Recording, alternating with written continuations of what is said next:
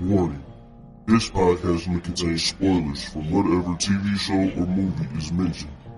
Please listen at your own discretion. Welcome to Viewers Anonymous.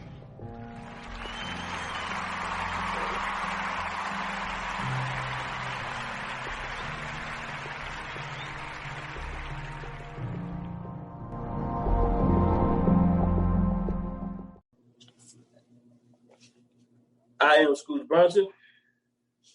And I am S. Foster. And this is the Viewers Anonymous podcast. What's going on with you, brother?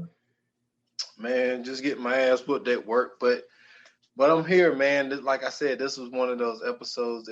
It's like, this is the thing, right? I feel really good about my list, but then it's also that thing where it's like, you know what I'm saying? I got this angst, man. Like it's weird. Like these. Oh, well, for the people that don't know, like this is well, we talked about it. We did it on the build up on the trailer that we doing our top 5 movies of all time, and it was difficult to do only because I had to leave a lot of shit out. But we'll get there when we get there. But well, how you been, man? How things up in Ohio? Man, cold to start it off. You know what I'm saying? Getting snow and rain and wind and all that good cold winter weather we usually get around this time. But I mean, other than that, you know what I'm saying? I'm good, man. I'm about to prestige on Call of Duty. You know what I'm saying? I'm out here, you know what I'm saying, with a over 100 kill death ratio, so I'm feeling good. Feeling great, man. Oh man, I used to be on that Call of Duty, man. Like really, the last one I like really played was that Black Ops on I think on Xbox 360, I believe. Yeah. And I ended up beating the game or whatnot. But it was cool, man. One thing I used to like, well, my homeboy got me on it in college. He used to play that Battlefield, and I used to play that too online. Yeah, I like that shit. That used to be wild, man. Because that's more like a freelance. Like it ain't really like it ain't no objective like Black Ops was. Like I mean, you had missions that you had to do and all this type of shit. Like, cause see, Battlefield was more like a shoot for all. But it's like Black Ops, like you got to be quiet on some shit. You got to sneak up on shit. You know what I'm saying? It's like it ain't just. You was playing the campaign. Yeah, I was playing the campaign. That's why you gotta play that shit online. You gotta go to the multiplayer, brother. That's the best part. That's why most people get it. You know what? Like, it's probably like 80% of people that buy Call of Duty don't even play the campaign now. They literally let you download that shit separately. Wow. Yeah, man. I've always been like, I haven't really had a lot of time to play video games though, and like, dude, I'm still to this day. Y'all call me crazy. The only thing I really play now is on my damn PlayStation 3. Yes, I said PlayStation 3. My damn NCAA, the last NCAA football to come out. Yeah, I say ain't nothing wrong with that. I'm still playing that. Yeah, NCAA dude, I'm in. You can't never go wrong with that. Dude, it's 2013, dude. I'm in year, I think, 2032 in my dynasty. So. Like, okay, like, you know how people play Madden? Like, they be having the big, you know what I'm saying, like Madden tournaments and, like, niggas be betting money and shit over Madden. Yeah. That's how we was over NCAA. So, like, before we all was into, like, Madden and shit, we would play college football all the time. So, we would be we would bet money on college football. We would never bet money on Madden. Oh, okay. Yeah, so I'm with you. Yeah, man. Look, I am hoping that EA, and this is the crazy part because, I ain't trying to turn it into a sports podcast, but go ahead. With the whole thing with the NCAA not being able to really control this thing that's supposed to really start in 2022 or 2024. Where the players are actually able to get paid and stuff like that, but it's only like in certain states. It ain't all over. And like Uncle Washington always say that it's getting to a point where like they don't really need the NCAA. I think that they're not going to break away from it, so it might not really do anything with nothing. But the whole point, what I'm saying is, what does he mean they don't need the NCAA? He's saying that, like, especially if if these players are able to start getting paid, if it's legal in all sports, not all sports, but all states. So what the NCAA does is, like, one thing that they do is they put sanctions on you for stuff like that, like, paying players under the table, all that type of stuff. When he say like they don't need the NCAA, like they definitely need the NCAA. He feels that the schools are able to do and make the money that they need to make without the NCAA. Because he's saying that, like, even when you look at the bowl games ain't got really nothing to do with the NCAA. It's not like in basketball, it's the NCAA tournament. Football is not. Football is just everybody got their own bowl game and all this type of stuff. The only thing the NCAA does, it's all up under the NCAA. The only difference is that they just sponsored by different people. So what it is like each one is a bowl game. So like we know how the shit go. The major bowls is the Sugar Bowl, Orange Bowl, Fiesta Bowl, and the Cotton Bowl, right? And then one of those out of the year end up being the national championship. Yeah. That's how it used to be when it was the BCS. BCS, yeah. When it was the BCS, they would have the major four, and out of the major four, one of them will rotate as the national championship. So now, instead of it being like that, like they still do it that way, where one of the four get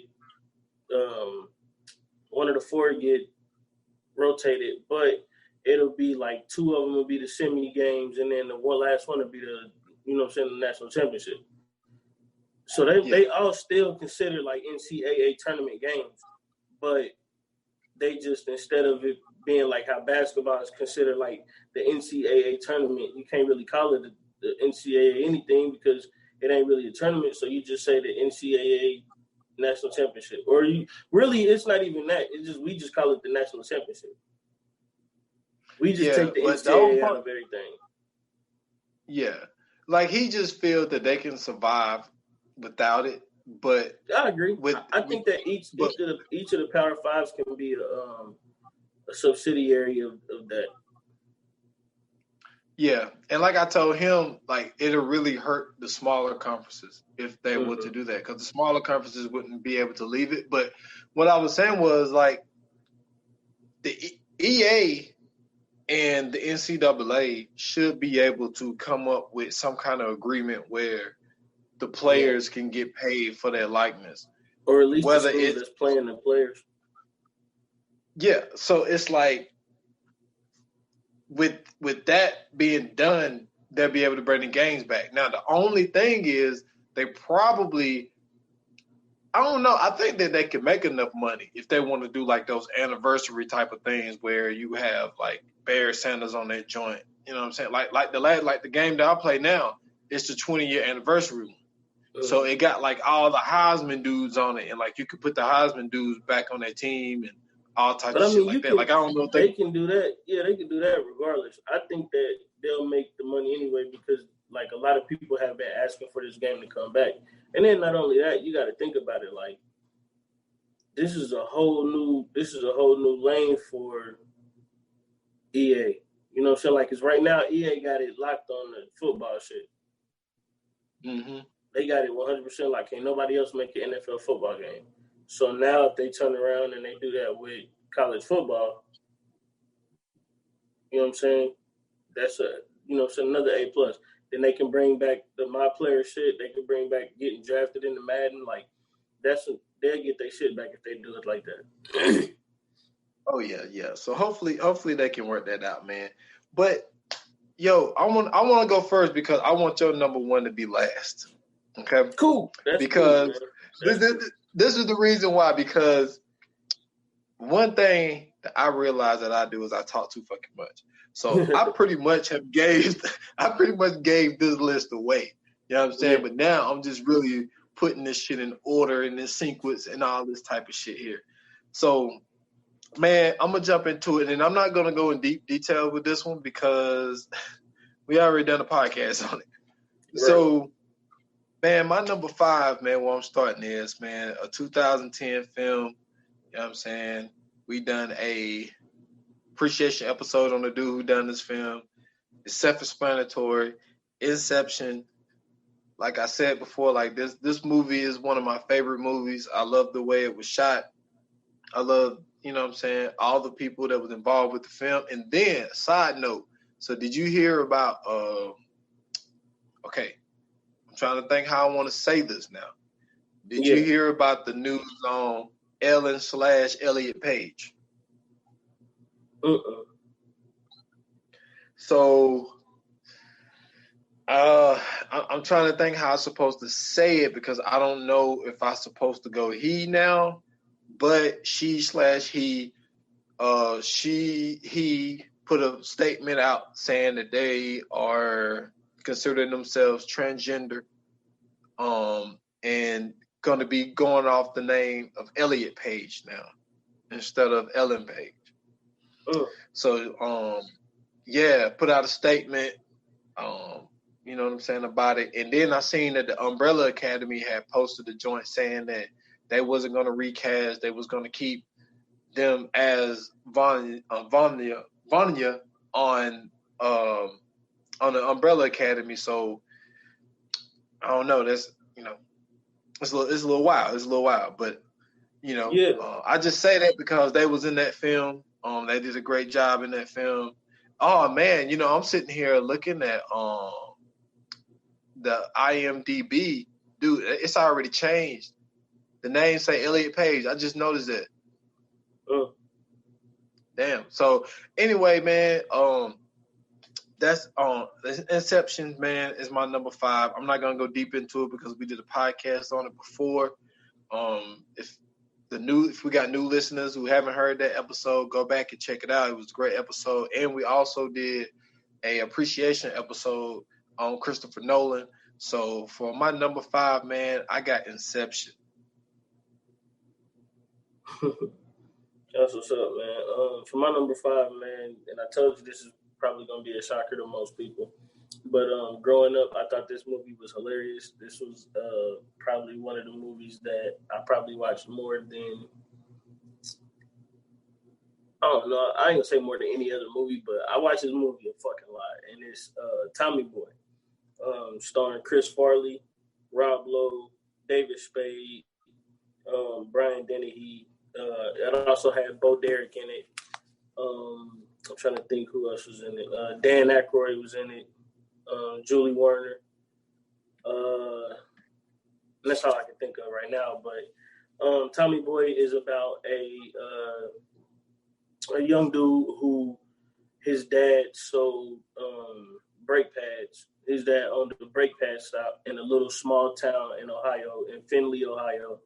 And, you know what I'm saying? Like, his dad ended up getting a heart attack because he was about to get married to some chick or whatever.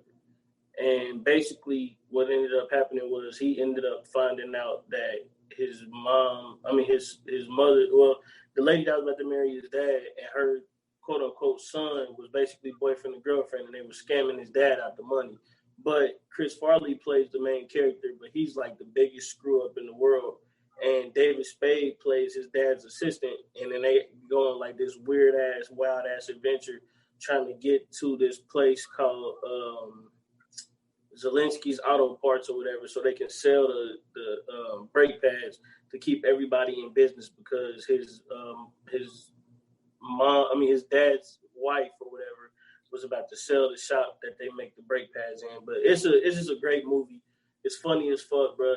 Chris Farley, if you know anything about Chris Farley, he is super hilarious. Physical comedy, just all around goofball. Rest in peace. And then of course David Spade, bro, classic funny. You know what I'm saying? They came up on SNL together. Like I said, just one of the movies that I just, as a kid, bro, my mom used to throw on, and then we used to just be on the couch rolling. So Tommy Boy is my number 5. That's funny, man, that you was able to sit there and enjoy a movie like Tommy Boy with your mom. Like that's wild. Yeah. I remember. Well, she Tommy Boy. She into that kind of shit though. That's what was always crazy. Like she would be into like little small funny movies like that and horror movies, but like really into like movies. Like my mom was always into movies. Like we watched a lot of movies and shit together. That's what's up, man. That's what's up. I remember Tommy Boy, man. I was a fan of Chris Farley, man. But when you young, like that type of comedy that he did was fucking hilarious. Hilarious. And exactly. As a kid, it's even more funnier because it's just this big Now let me ask you this. I can't remember if it was Tommy Boy or that other joint. I think it was Tommy Boy. So is this the one when he put on the little jacket and he said fat guy in little coat and started doing his little dance? Yeah. And he ripped he did the stretch, he busted the yeah. I remember that joint, man. I forgot the one part, but they was in the mail room and David Spade was doing something and he was talking to the chick that's in the mail room because Chris Farley liked her. So he was in there with Chris Farley and old girl, and they talking shit. And then something happened, but he had a toupee. And his toupee shot up into the goddamn mail chute. Bro, that shit was the funniest shit in the world, bro. It was just an overall great movie, bro. That's what's up, man. Man, I'm going to jump into the number 4. Like I say, I'm not going to expand on this one either, man, because we done a podcast one on this one, too. And number 4 on my list, man, is a 1995 film starring Larenz Tate, Keith David, Chris Tucker, Freddie Rodriguez. Man, Dead Presidents, man. Dead Presidents had everything that I needed in a movie. As far as, the revolutionary stuff, the Vietnam War, being based in the late 60s, early 70s, great soundtrack, like everything fit with that movie. I think the Hughes brothers did a really, really great job on it. And then, like, the Hughes brothers had a relationship with Larenz Tate because, they ended up working with him on Menace to Society. And Clifton Powell, he was in Menace to Society as well. So, they had a little thing there. So, man, Dead Presidents, man, like it was just one of those movies. I feel like I said when we did that podcast, it's an underrated film.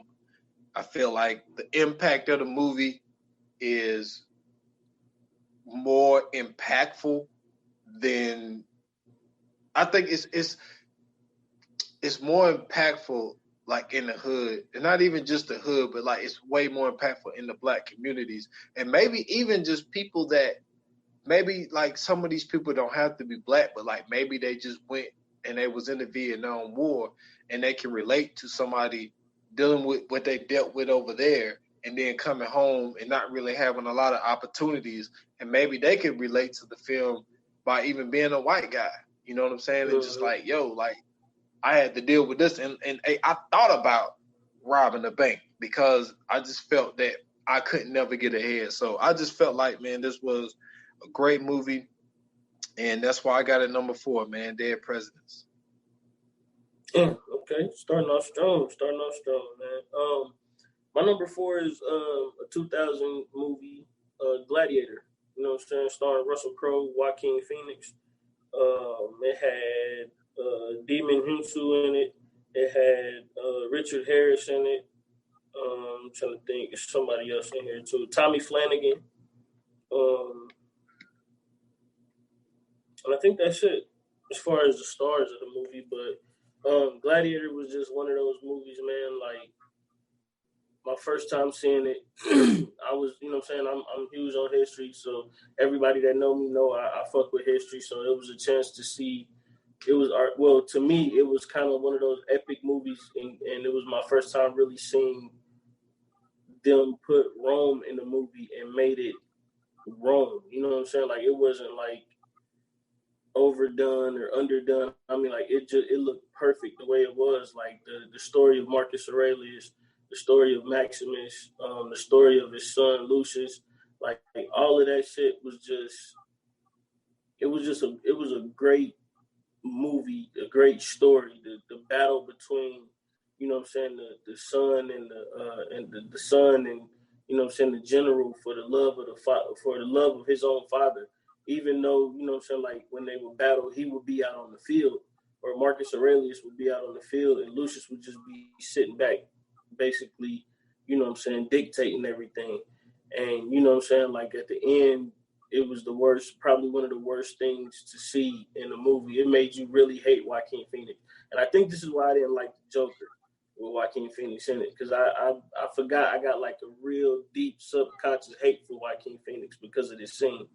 And he got Maximus cuffed up, and they about to go up into the Coliseum and fight because Maximus was calling out the Emperor, because, you know, Lucius becomes the Emperor at the time. And so he keeps calling him out. And as he's calling him out, he's, you know what I'm saying, trying to figure out who he was, because he got sold into slavery or whatever. So when they figure out who he was, because I think for a minute they was calling him Spaniard. So when he find out that he Maximus, because he thought they killed Maximus because he sent like the guards to go kill him and his family, but they only killed his wife and his son. And so when he find out that it's Maximus, you know what I'm saying, they get the guards, they take him. He said, "You want to fight me? We'll fight." So before he fight, he takes a knife and he stabs him in the side of his armor, and stabs him in the ribs, basically, and punctures his lung. And basically, they fight the whole time while he got a punctured lung. But he ends up killing him at the end, and he ends up dying. But it was just like, to me, that I know I've seen like cheating, but that was like the worst shit I've seen in my life. But I still love that movie. And it's just one of those movies, like, you know what I'm saying, we talked about last episode, you know what I'm saying, when we talking about villains, like if they don't make you hate them, they not doing their job. And I hated Joaquin Phoenix in this movie. So that just lets you know how great of a job he did as the antagonist in this movie. So Gladiator is my number 4.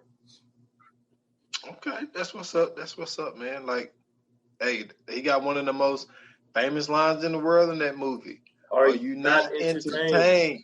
Man, what? That's one of the hardest lines ever. Jay-Z put it on his album. You know what I'm saying? So, yeah, is that not why you are here? Come on, man. Yeah, like, man, that's one of the hardest lines, man. One of the hardest lines of the movie. Now it's time to get into my shit. Okay. Hey, it's time to get in my shit now.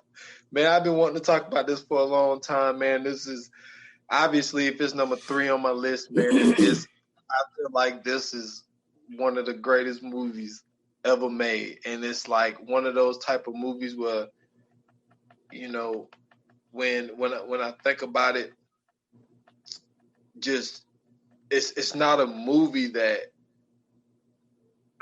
how would you say it? Like, it's a movie that was really, really, really slept on, man. It was an F. Gary Gray film.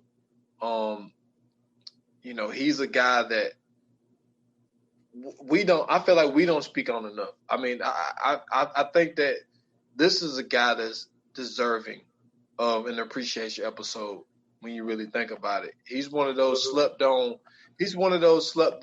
black directors that, you know, like when we think of black directors, you know, first person you think of a lot of the times is Spike Lee. You know what I'm saying?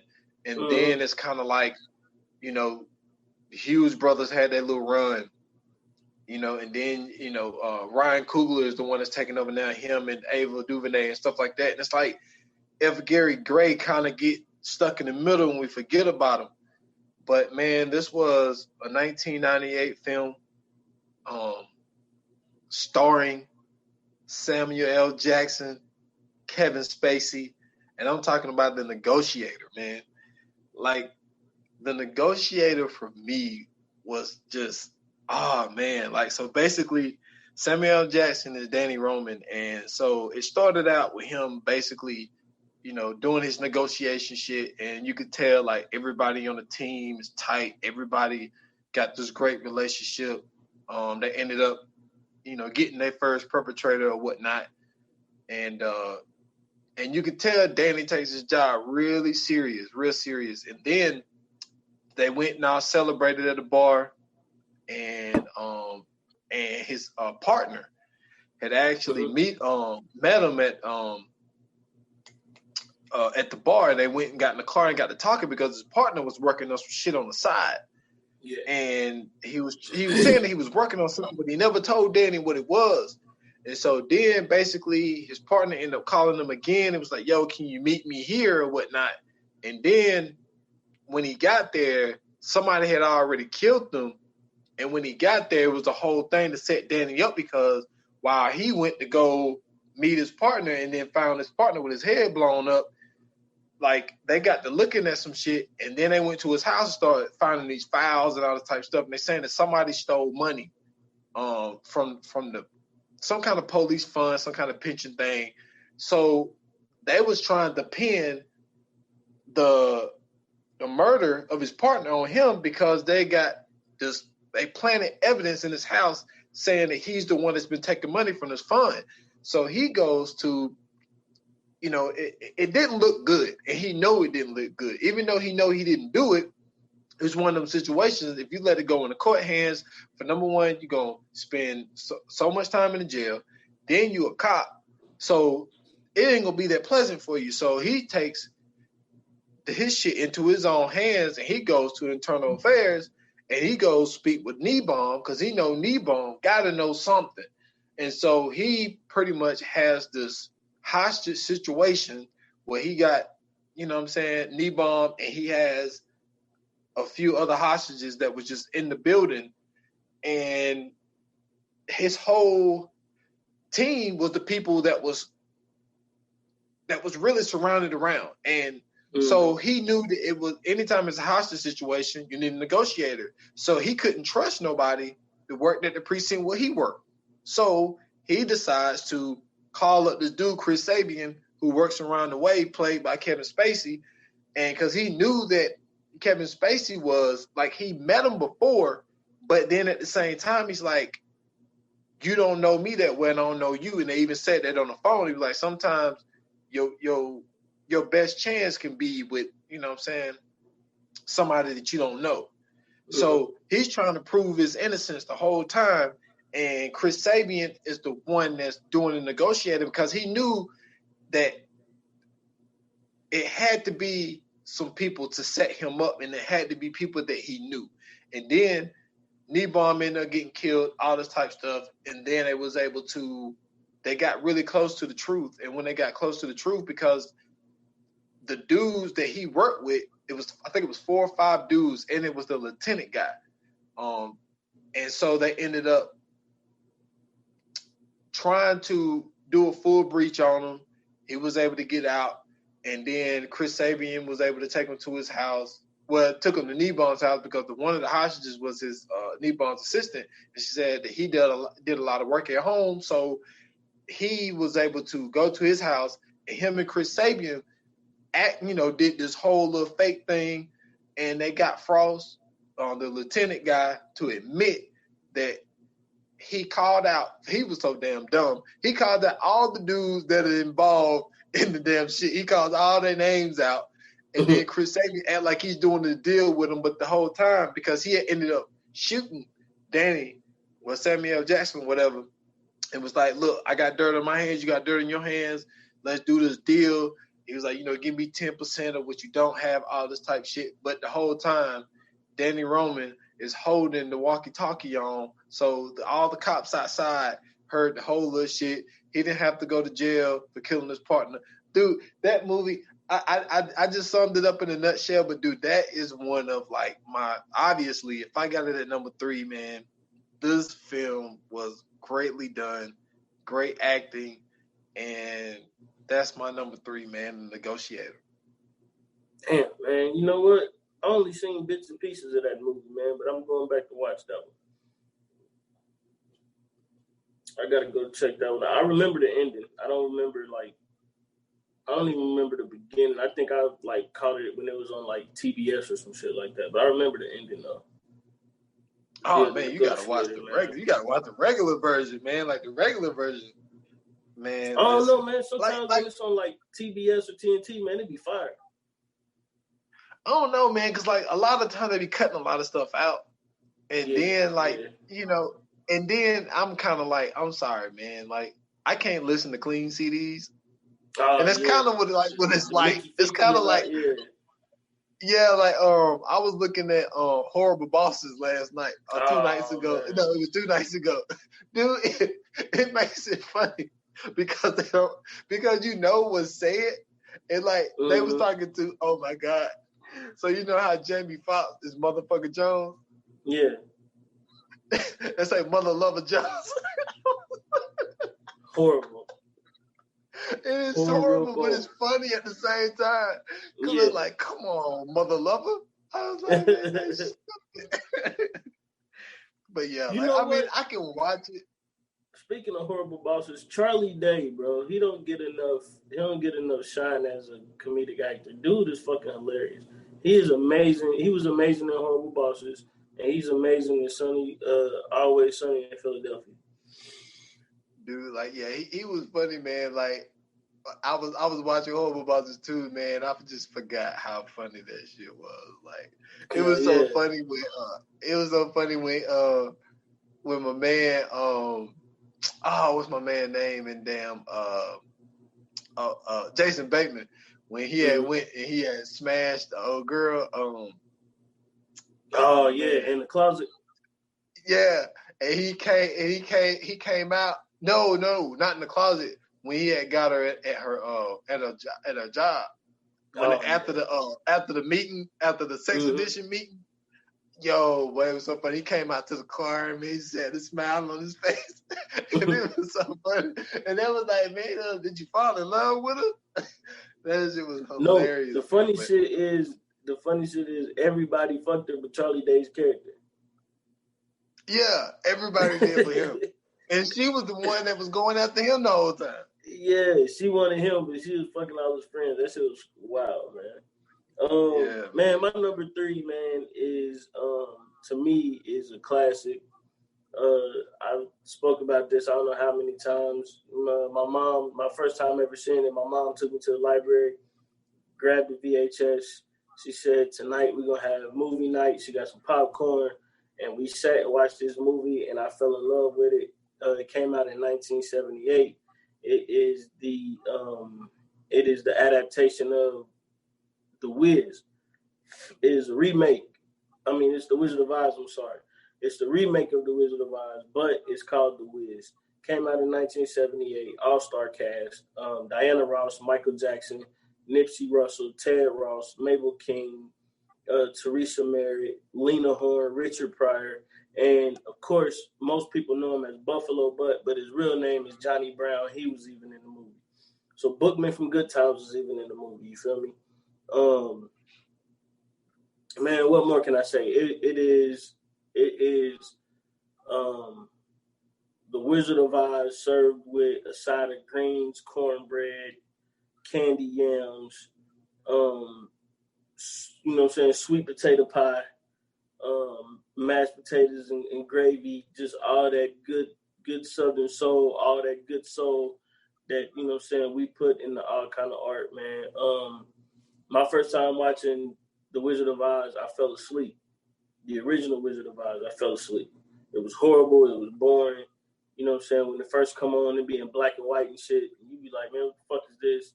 And then when she finally get to the damn place, they got the goofy ass lion and all that, the music all drab and dull and whatever. But the Wiz was a whole new goddamn ball game. You know what I'm saying? Like, it had up the beat music, it had cool ass music, it had funk, had soul in it. Goddamn, Michael Jackson was dancing and spinning and singing. And Nipsey Russell was spinning and singing, and Ted Ross, who was famous on stage and doing stage plays. He got put into this movie and he did his fucking thing as the lion.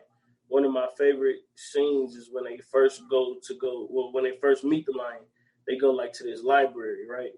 And he's in this like lion statue, but the eyes are like cut out or whatever. So as they walking past, he watching them walk past, so his eyes is moving. So, the Scarecrow look up, he's like, yo, did y'all see that? They like, see what? He's like, I think that lion's eyes is moving. He was like, man, that lion's eyes ain't moving, man. He was like, you just scared. He was like, nah, I ain't scared. He said that lion's eyes is moving. So they continue walking and the eyes get to moving again. So he bust out the statue. So, you know, he got, do all that little lion roar and shit. So, you know what I'm saying? He do his little song and dance or whatever. So he goes into this little diatribe or whatever about how, who he was or whatever. So his name was Theo. Oh man, I forgot what he said his name was. But it was like, it was Fleetwood Coupe de Ville. His name was Fleetwood Coupe de Ville. So he was like, I'm Fleetwood Coupe de Ville. So they was like, Fleetwood. He was like, Daddy had a Cadillac. You know what I'm saying? Like, I mean, it's just one of them movies, bro. Like everything about it, bro. Like you can relate to. You know what I'm saying? Like it's just one of the movies that you'll fall in love with. All good kind of music and shit like that. And if you ever seen The Wiz and you don't get scared by this sound, then you are not human. And they go, doo-doo-doo, doo-doo-doo, doo-doo-doo. If you don't get scared by that sound, or if that sound don't give you goosebumps, and you've ever seen The Wiz, then we can't be cool. And that's my number 3, The Wiz. Yo, have you ever seen The Wiz? Man, look, I've been working on it, man. You've been trying to get me to watch The Wiz for a while, man. Just remember, I'm gonna get to it. When you hear that shit, I'm telling you, bro. I'm telling you, you're gonna know what I'm talking about. You're gonna be like, what the fuck? Yeah, man. Yeah, The Wiz is my shit. I had to pass that down to my kids, man. I am definitely gonna get on The Wiz, man. I'm gonna get on it, man. It's just been crazy. Like I don't know if I'm gonna be, because man, you know, I'm in my season right now, man. Like I told you, I'm working 6 days now, man. So you're not gonna be able to watch it now. Yeah, so you ain't gonna be able to watch it now. Yeah, man. So man, number 2 on the list. And this is how, for the people that are listening, this is how you can tell how I can't keep my mouth shut, because I always talk about how I'm always throwing out the ideas and stuff. And I always tell you, like, yo, you know what I'm saying? If it's something you want to do, like, we can do it. And you like, hey, man, you be coming up with good ideas, so we end up doing the shit. But, man, this is another one we already done. So I ain't going to get it. But, you know what I'm saying? I'm going to get into my shit on number 1. But number 2, 2007 film, starring Jake Gyllenhaal, Mark Ruffalo, Robert Downey Jr. You know what I'm saying? It's the Zodiac 2007. Obviously, like I said, it's a timepiece, crime, suspense, all that type stuff that I like in movies, man. It got that mystery to it. It's just, and like I said before, like I've already said that my list was gonna be like you had said, like, I mean, and this is basically a drama. You can add drama to that as well. But like I like a lot of stuff like that's surrounded in this type stuff. Like everything other than Inception, really, it's like it's so fucking crazy because everything is surrounded, not surrounded, but it got dealings with the police. I don't know why. Like it's just, everything except one of them. Shit crazy, but like, man, this is it's just one of those films, man, that was, you know, like I said, man, the Zodiac took me down so many different rabbit holes, man. I've seen so many different documentaries about it. It's just like, it's so wild to think that this person or persons, because that was one of the theories that we talked about when we did this podcast, that I feel like that there might have been one Zodiac killer, but there was a bunch of copycats. I don't know if it's a bunch of copycats, but I feel like there was more than one person doing these crimes and pinning it on the Zodiac, because obviously the police couldn't find him. And like I said, it's still an open investigation to this day. And this stuff happened back in, you know, I think the first one that they credited was in 1968, and it's 2020. So obviously it's probably never going to get solved. This is just going to be one of those situations that's like, damn JFK. Like, was there other people involved other than Lee Harvey Oswald? You know what I'm saying? So, man, my number 2 is Zodiac, man, 2007.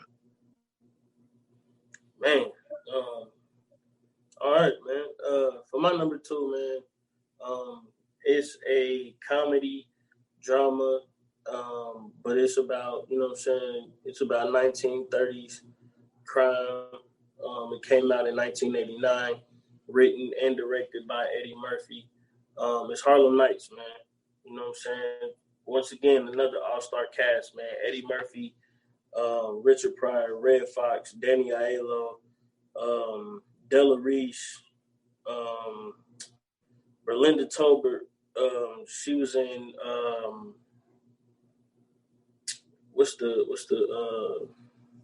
the Jeffersons. She was in the Jeffersons. Stan Shaw, who was the stuttering boxer. You know what I'm saying? Jasmine Guy. Leela Rashawn, who played Sunshine, but she went on to play a couple other movies. Arsenio Hall was in this. Thomas Michael Ford was in this. Everybody knows him as Tommy, of course. Charlie Murphy was in this. Ronaldo Ray was in this. Robin Harris was in this. Miguel Nunez was in this. Who else was in this? Man, it's so fucking crazy to see just some of the names that, you know what I'm saying, that was just in this movie.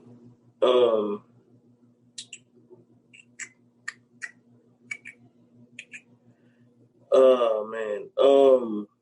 If you ever seen Superbad, you know, have you ever seen Superbad? Oh yeah, of course. Okay, you know when they go get McLovin and they go to the bar to go stop the bum? Yeah. The dude that played the bum, he was in Harlem Nights. Oh, snap. Okay. Yeah. Okay. Yeah, he was like a doorman or some shit like that, but he was in Harlem Nights. So it's like, man, when I tell you this is one of the best movies ever, man. It's about, you know what I'm saying, the dude who take in the young orphan. You know what I'm saying? The dude was basically running an illegal gambling house in the 1930s. You know what I'm saying? He take in this young dude who used to run errands for him, basically raise him up into, you know what I'm saying, his protege. He going at it with one of the mafia bosses, and you know what I'm saying, like, they doing all this other shit. They got all these people. Well, the mafia got all these other people working for them who they come in contact with. There's so many quotable memories from this movie. Actually, one of them was used earlier this year when Tory Lanez allegedly shot Megan Thee Stallion in the foot. You know what I'm saying? When Eddie Murphy shot Della Reese, and she was like, "Oh, you gonna shoot me in my pinky toe?" And then, you know what I'm saying, they got into it in the alleyway. You know what I'm saying?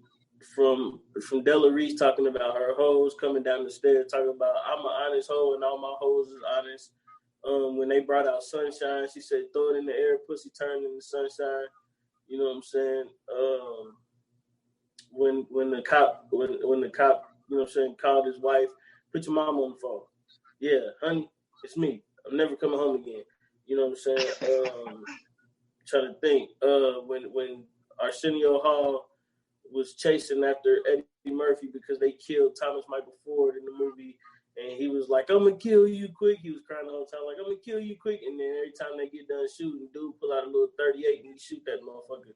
And he be like, "Man, quit shooting that little shit. That shit ain't doing nothing." Like, just this whole movie, bro, is so good because you don't realize that it's not really a comedy until you like start watching it. Like, your first time watching it is gonna be funny.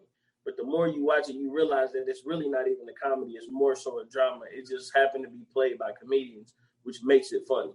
Like, one of the scenes, they was at Red Fox and Della Reese house, and she was like, "Who left a corner of the? Why you leave a corner of the orange juice? I get my mouth all ready for some orange juice, and you just leave a swallow of it." And then Red Fox go, "Well, swallow it and shut the fuck up." Like, it's just everything. I'm telling you, bro, it's just a funny ass movie. Like, even at the beginning, like, coming into it, dude at the table, he's shaking the dice, and he like, "Come on, Seven, I've been waiting on you all night." Come on, Seven, with your funky ass. My wife need clothes, baby need shoes. And then Richard Pryor like, and nigga, you need some teeth. Hurry up and shake the dice. Like, it's just a great ass movie, bro. And that motherfucker said go home. He said go home and brush that tooth. Yeah, bro. I'm trying to tell you, bro. I could quote that shit all night long, bro. Harlem Nights was that shit, man. That's my number 2, man. Harlem Nights.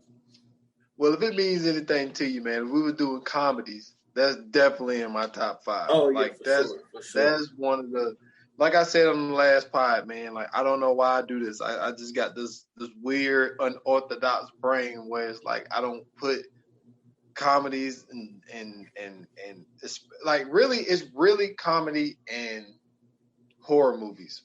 Like for some odd reason, I feel like those genres are so good that they're like by themselves. Like if I'm gonna do a list that involves those type of movies, I feel like those deserve to be there by themselves. But that would be in my top 5 definitely. Yeah. So number 1, time to get into my shit. Now, so this is a 1999 film. This got one of the all-time people. And then also, this is a film that's based on a book. Well, really, Zodiac was too. It was more based on a book and current events. Like I said on that podcast, like it was through Robert Graysmith's vision, and the book that he wrote on the Zodiac. But this was written on a book, and it has one of the greatest actors of all time. We done an appreciation episode on this person, and that's why I spilled the beans. So I'm pretty sure it's kind of self-explanatory, man. It had Angelina Jolie, Queen Latifah, Ed O'Neill, and I'm talking about The Bone Collector, man. The Bone Collector, man. Like I said, every movie I got except one, man, dealing with the police. But what was so hard about it was Denzel Washington, and that was what we was talking about when we did the appreciation episode by saying this dude was in not a wheelchair, but in a bed the whole time.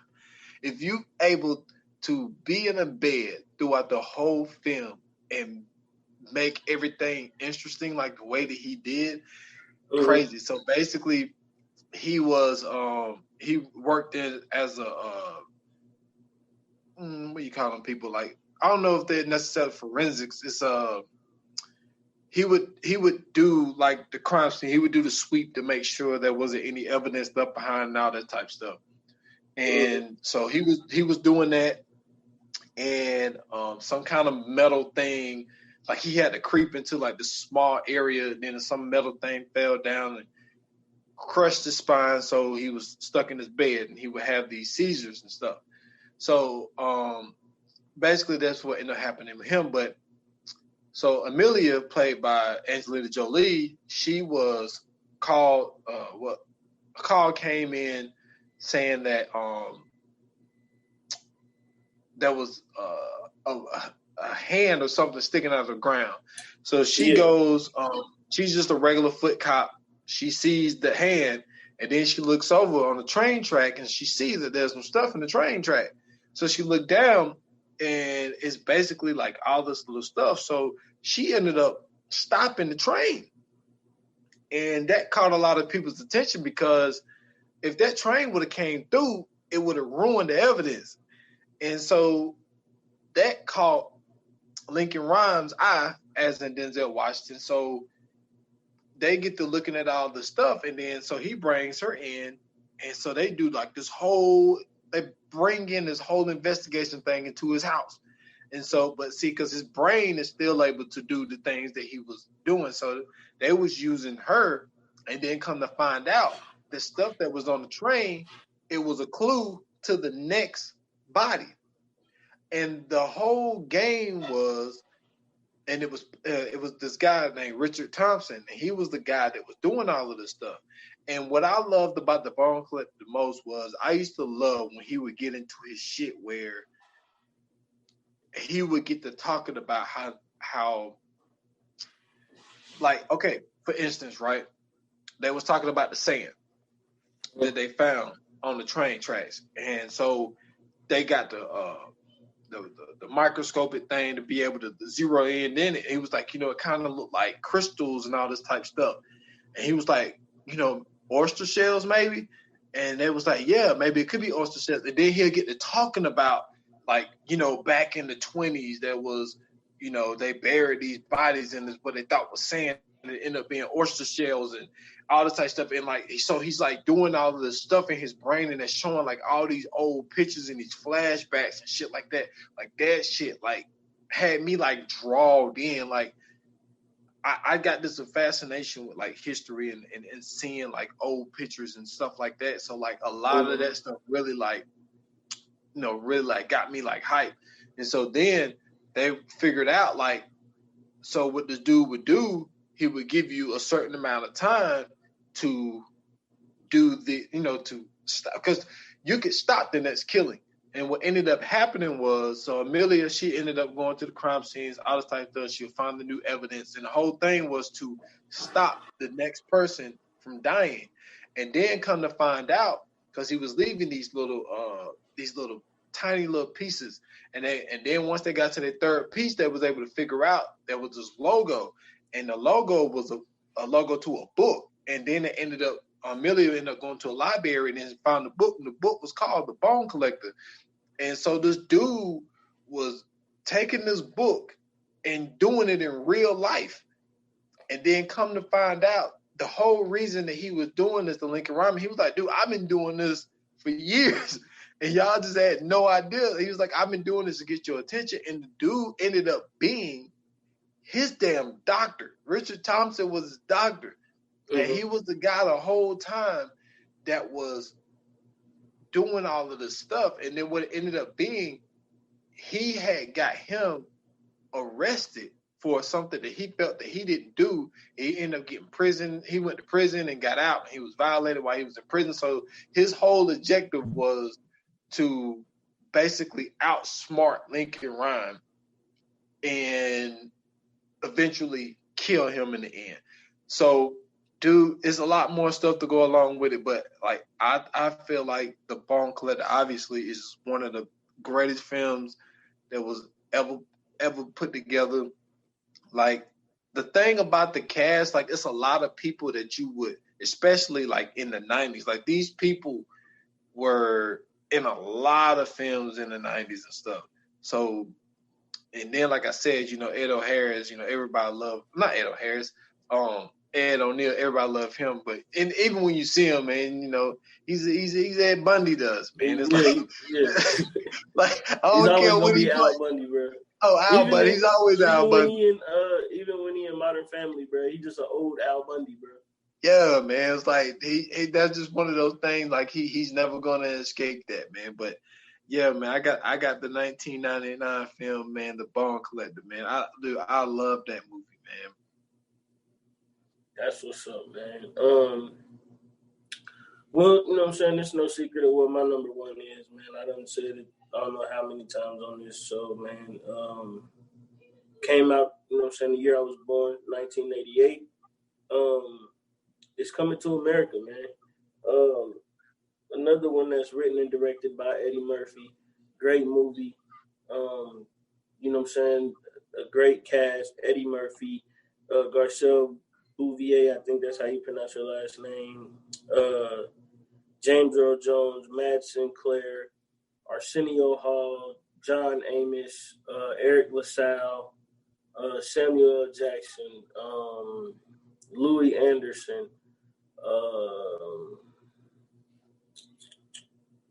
hold on, let me see who else is in here. Shari Headley, Allison Dean, and Ralph Bellamy, old ass, who played Randolph Duke along with his brother Mortimer. You know what I'm saying? And that was actually a homage to an old Eddie Murphy movie, Trading Places with Dan Aykroyd. So you know what I'm saying? Like, but it's just about, you know what I'm saying, a young African prince. He wants to change the way that they, you know what I'm saying, he kind of wants to change the tradition in his family. he wants to change the way that they find a husband. I mean, not a husband, a wife for him. So what he does is he makes a deal with his dad to basically go over to America, and he has he got like a certain amount of time to find a wife. So basically, he comes to New York and he looks on the map. First place he sees is Queens, so they go to Queens because, of course, he's looking for a queen. So they in Queens, New York, and when I tell you that as soon as they touch down, hilarity ensues. It's not even I don't know 10 minutes into the movie and it's already funny.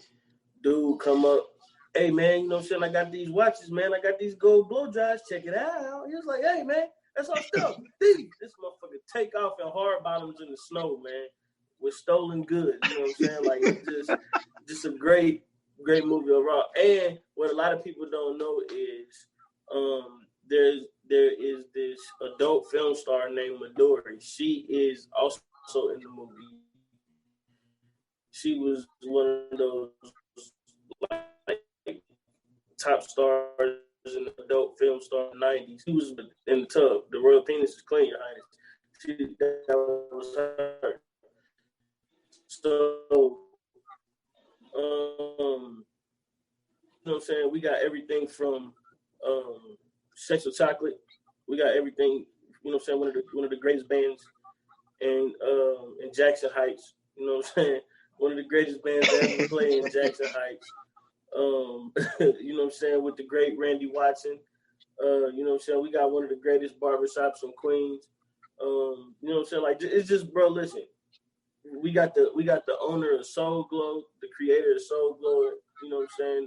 We got the owner of McDowell's. You know what I'm saying? Not McDonald's. It's not the Golden Arches. It's the Golden Arch. You know what I'm saying? They got the Big Mac. You know what I'm saying? McDowell's got the Big Mac. So, you know what I'm saying? It's two totally different things. They ain't, you know what I'm saying? They definitely ain't copying. You know what I'm saying? Louis Anderson, you know what I'm saying?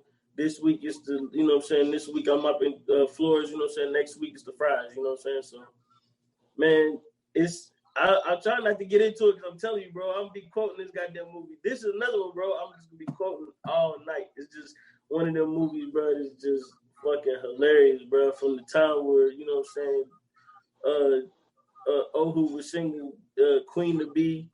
That came out of nowhere. That shit was funny. Oh, I'm sorry. I forgot. I think I said Vanessa Bell Calloway, but if I didn't, Vanessa Bell Calloway was also in this movie. She was the, you know what I'm saying, he made her hop on one foot, bark like a dog, like all kind of crazy shit, bro. Like, you know what I'm saying?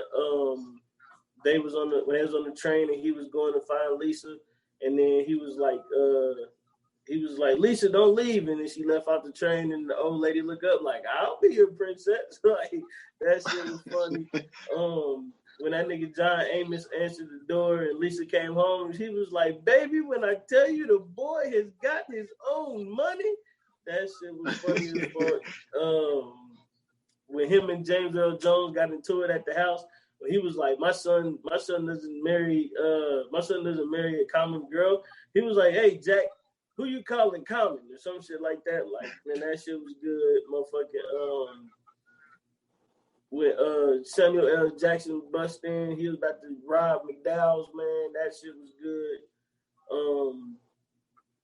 When Arsenio Hall lied to the little sister and said that he was the prince, that shit was funny. When they went to the basketball game and and they was standing in line in the bathroom, and the dude from Zamunda seen them in the line, and he was like, oh, yes. Oh my goodness, please take a picture. He took a picture with him and said, he was like, damn, man. Eric LaSalle was like, damn, man, you run into people like that all the time. I want to take a picture. And you like, what y'all do in the bathroom? That shit was funny as fuck. This nigga, when he went out with Eric LaSalle, Lisa, and the little sister, and the little sister was jacking him off under the coat. And that nigga was about to bust a nut. And they got halftime. He stood up and said, yes! Yes! He said, man, calm down. It's halftime. That shit was funny, bro. And then he did the slam dunk, and then he was like, yeah, man, in the face. Eddie Murphy got up and was like, yes, in the face. Bro, that movie is just funny, bro. That nigga got a little small date with Lisa. He walking down the street. He's singing To Be Loved, and then he like, he said, you know, he get loud as shit. Dude was like, hey, man, shut the fuck up. And he kept singing. He was like, fuck you. He said, yes, fuck you too. Like, bro, all that shit was just funny in the motherfucker, bro. That was just a great movie, man. Non-stop laughs from start to finish. You know what I'm saying? That motherfucker was, Randy Watson was singing at the goddamn church benefit, and he was like, man, that boy good. It is good and terrible. Like, bro, that's the funniest fucking part of the movie to me, bro. Just the way he threw shade at that nigga that quick. Like, it was like, man, that boy good. He's good and terrible. Motherfucker, they passing the collection plate around. He throw the bones in it. He like, man, it's the collection plate. Not trying. He was like, oh shit, nigga, I didn't know. You got to tell me something. Like, all that shit was funny, bro. Motherfucker, when they go into the, they looking for Prince Hakeem at the barbershop. They come into the barbershop throwing rose petals around and shit. And the white dude grab his coat. It was like, what is that, velvet? Like that shit. Then they walk out. Dude was like, who the hell gonna clean all these rose petals up? Like, bro, that shit is just too goddamn funny, bro. Then at the end, everybody know the best joke in the world, bro. You know what I'm saying? The waiter brings the guy soup. The guy says, hey, waiter, something's wrong with the soup. Tell me what's wrong with the soup. So the waiter says, what's wrong with the soup? He said, you look at it, tell me, what's wrong with the soup? So the waiter says, I don't know, I don't get it. What's wrong with the soup? He says, look at the soup. Tell me what's wrong with the soup. So the waiter says, I don't know, is the soup too cold? He said, you tell me, look at the soup. He said, soup too hot? I don't know, look at the soup. He said, well, what's wrong with it? He said, taste the soup. He said, well, I had to get you a spoon. Aha. That's it. I'm telling you, bro, I can do that shit all day, man. But Coming to America, man, that's my number one movie, bro. You know what I'm saying? Greatest movie of all time to me, bro. That shit, it will never get old. I don't care when it comes on. I watch it. I don't care what channel it comes on. I don't care if it comes on BT, VH1, whatever, TNT, whatever. I'm watching it. That's my shit. Well, definitely, if this means it, well, you know, it wasn't a list because I was gonna say I remember doing a podcast with my cousin Brandon, man. Shout out to him, and we did a podcast on comedy movies, and and definitely, man, like Coming to America would probably be my number one comedy film because that movie is just so fun, and like the thing is, this is what's important about it the most that you did not mention. It aged so well. Very well. Like, still to this day. Like, well. There's so much shit. There's so much. Like, a kid could watch it and never seen it. Like, our kids could watch it and still find all this shit funny. Yep. And they don't realize how funny it was in 88, 88, to the early 92 90s. And 94 and 95. It was really funny because we could relate to it a little more. You know what I'm saying? Because we remember my mom had a Jerry curl, my dad had a Jerry curl. Right. You know what I'm saying? Like my aunt just got rid of her Jerry curl like 2 years ago. Dude. So it's like a lot of that shit is more relatable to us because we seen it. But like it's still some stuff in that movie that kids will find funny. So it would definitely be. We did comedies. It would definitely be in my top 5. And that's the crazy thing about, well, damn, it ain't no Fire Flames and nothing to do because that's basically the whole thing. Just top 5 minutes. But it's so funny that your last one your last 2 end up being comedy movies because we're doing something different, people. Like this next one, we're doing our first double feature. Oh, yeah. So we're going to have to figure out exactly how we're going to do it. If we're going to do one and then do the other one, or we just gonna mismatch them. But that's shit we could do off air. But we doing a double feature, and like these 2 movies that we doing, they're comedy movies. So get ready to get your stomach prepared because it is gonna be some motherfucking laughs to go around. It might just be a whole podcast full of laughs. I'm not gonna lie to you. It's just, all you might hear is just us laughing the whole time. Yo. These 2 movies, man, and the great thing about it, I will say this. It has the same main character in it. And this dude is hilarious, but and the great thing about, like, the funny thing about the man, like, just, hey, we got a treat for y'all this next one, man. Like, we trying this to. This is going to be a good one. Like, cause what we trying to do, man, we trying to, with this podcast, we don't want to stick it all in the same thing. So we want to be able to give the people, you know what I'm saying? We want to give you the serious movies and the dramas. We want to give you the documentaries. We want to give you the comedies and the thrillers and the horrors and all this type stuff. So this is going to be the comedy episode, but we're giving you a double feature. Yo, this is going to be wow, man. Yeah, it's going to be good, man. It's going to be real good. I can't wait for it, man. And then that just gives me another reason to watch. Like one of them, like I don't really watch it as much.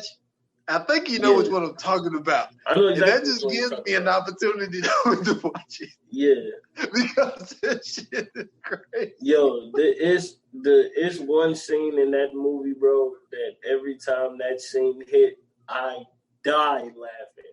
Like just the audacity for them to put this scene in the movie.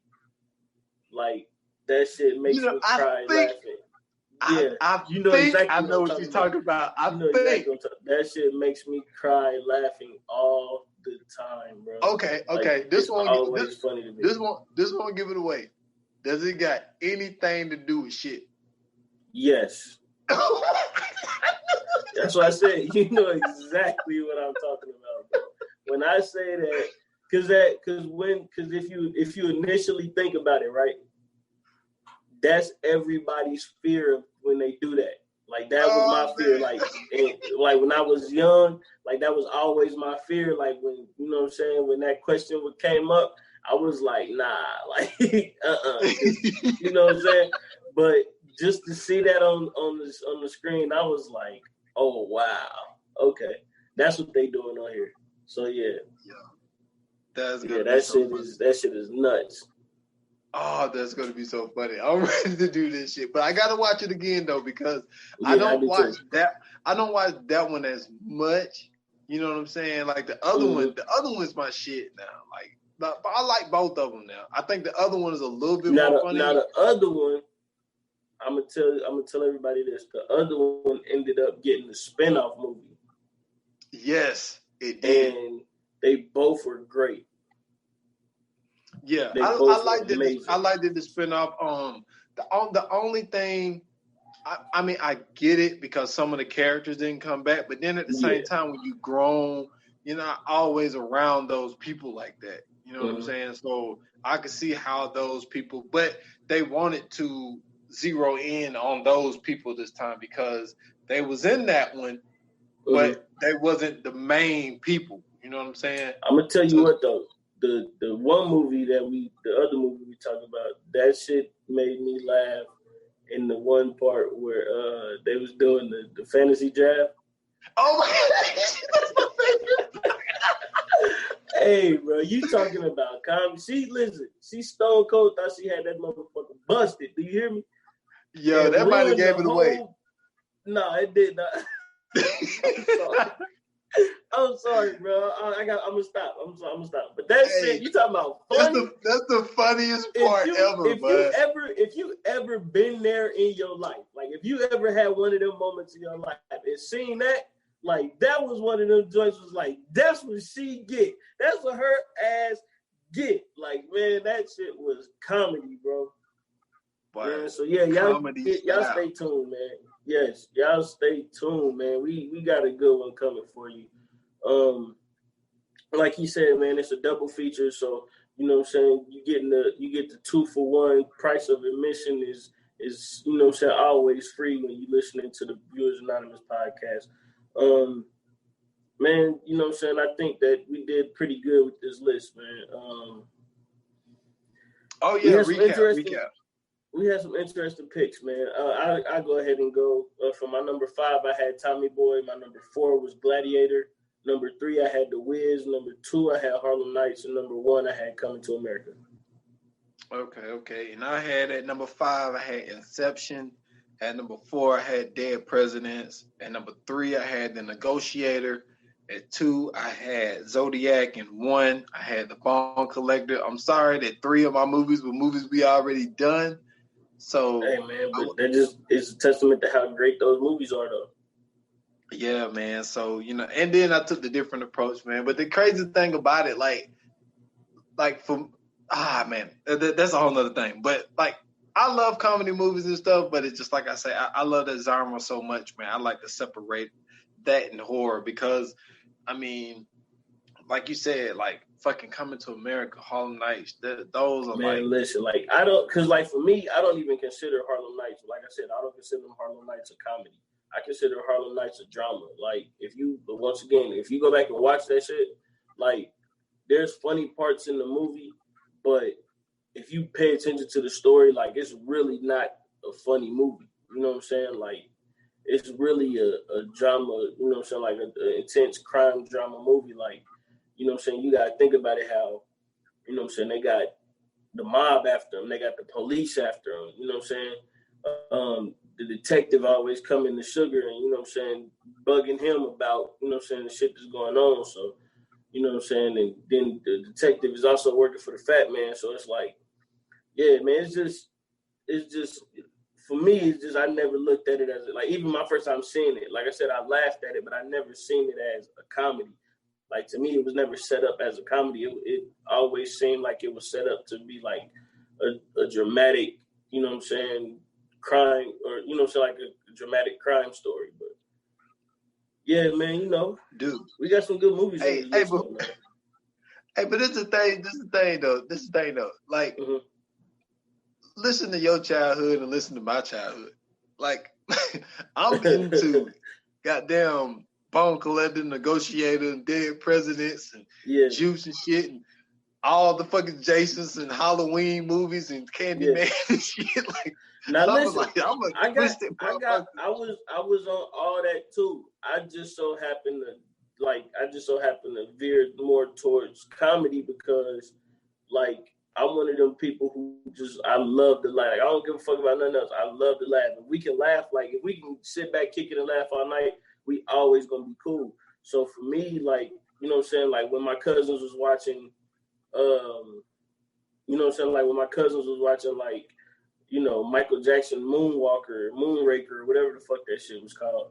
Like, I was going to, you know what I'm saying, the turntable and putting on, you know what I'm saying, like I'm trying to listen to a comedy album. Like I used to sneak and listen to Richard Pryor albums. Like my grandma used to have Richard Pryor albums, and then like my aunts had a Red Fox Party album. That's my first time ever hearing Red Fox. That he ended up becoming like my favorite comedian of all time. So, you know what I'm saying, like those, I'm actually getting like hip to them dudes without even knowing it. And around that time, you know what I'm saying, like you don't get to see a lot of stand-up. So like as I'm growing up, you know what I'm saying, we got to remember, like we had Def Comedy Jam, we had Comic View and all that. So as I'm growing up and I'm finally getting to see stand-up, I'm laughing at this shit. Like I'm literally laughing at this shit. Like as a child, understanding what they saying and rolling. Like I'm on the floor like in tears, you know what I'm saying? And so to me, comedy has always been that thing for me that I've always sort of, you know what I'm saying, like felt magnetized towards. Like even when I talk about TV shows, like to me, one of the funniest TV shows ever is Sanford and Son. You know what I'm saying? Like that's one of the best TV shows ever to me because, you know what I'm saying, Red Fox, you know what I'm saying, him being in it and him doing what he did to kind of, you know what I'm saying, like bring the comedy to that, like showing all the differences and shit. Like Bernie Mac show, what to me a great comedy. Like My Wife and Kids is to me one of the funniest TV shows out. So I mean, like, you know, like Jamie Foxx show and shit like that. Like I've always just been more into comedy than I have been anything else. Like, so, you know what I'm saying? Like I still got a chance to watch like the Jasons and the Candymans. I remember seeing Art of War when it first came out with Wesley Snipes, and remember I told you I was watching like blaxploitation films at like 8, 9 and shit too. So like I was seeing shit that I wasn't even supposed to be seeing for real. I seen Coffee at 9 with Pam Grier. Yeah, you didn't need to be saying that. Yes, I did. Oh, I'm glad I did. But I'm just saying, like, you know what I'm saying? Like, so I saw Coffee at like 9, you know what I'm saying, with Pam Grier. So like, you know what I'm saying? I just was shown like a lot of shit at an early age, but comedy was just that one for me that was always, you know what I'm saying, consistent. That's what's up, man. That's what's up. But yeah, man, this next one, man, you know what I'm saying? Y'all get ready for some laughs because this shit is going to be. This is going to be fun, man. It's going to be fun just going back and just rewatching them. You know what I'm saying? Just really giving me that reason to rewatch them again. So that's even going to be fun, man. So that's what's up, man. Like, I'm really looking forward to the next one. Yeah, me and you both, man. You guys can find me at Scoots Bronson on Twitter, Scoots Bronson _TV on Instagram, Scoots Bronson TV on YouTube. Go check out 15 Minutes of Fame and Isolated Society. That's all I got, man. I think I'm gonna do something different with Isolated Society next Thursday. I think I'm gonna go through Facebook on this episode. I'm not sure yet, but I think I'm gonna do a Facebook Live. That's what's up, man. Go check out the Stolen Time podcast, man. It's on all major platforms. Check out the Stolen Time Pod on Instagram. Also, S.Foster8 on Instagram and Twitter. The Stolen Time Podcast on Facebook. And please go check out and send an invite, man, to the VA Podcast Watch Group page on Facebook, man. We're really trying to build it up. Also, man, we probably, hopefully soon, man, we might try to launch something on Instagram, man. See, because it could be a whole nother different crowd there. So we could be getting the Viewers Anonymous page soon coming to Instagram. So be on the lookout for that as well. Yes, sir, man. Once again, man, thank you guys for listening. Thank you very much. We appreciate y'all. Make sure you subscribe if this is your first time listening. And make sure you tell a friend and tell a friend. Make sure you share the podcast. That being said, man, like they said in Hollywood, it's a wrap. Cut.